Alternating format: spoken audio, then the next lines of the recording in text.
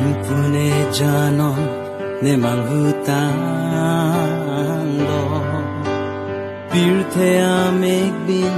ne bintang lo Jong hele pangden tamang hubom lo Rikam kidong long benason Tu var piklang non kisungang bom Nemik ne pachi charlong non King kam chi jor po le ri po non Kerjong aja kong ne pino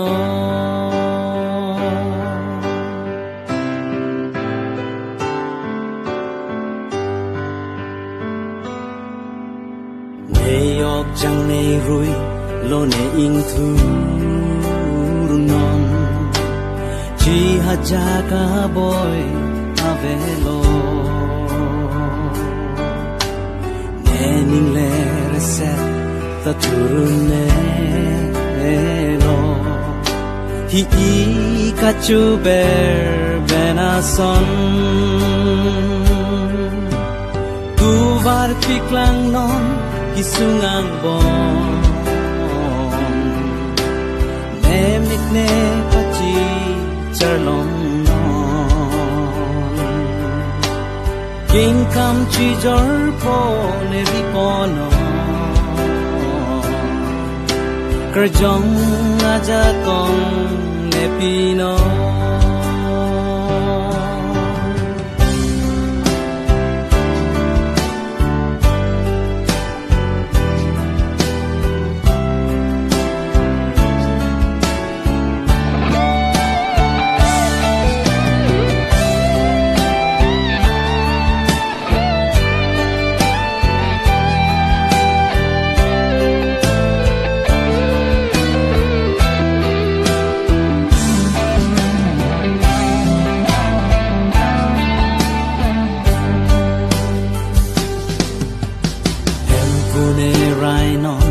Ne chong koi bu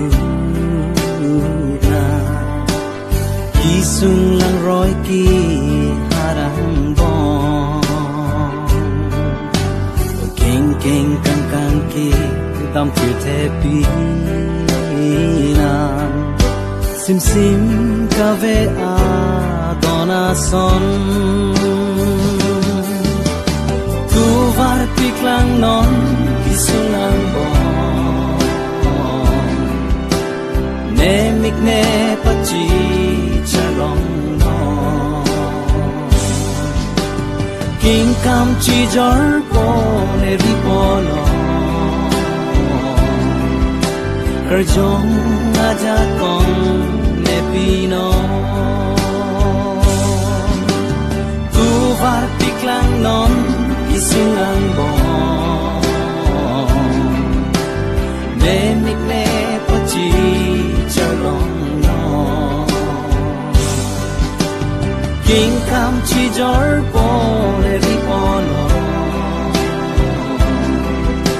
Kerjong aja kong ne pino Kerjong aja kong ne pino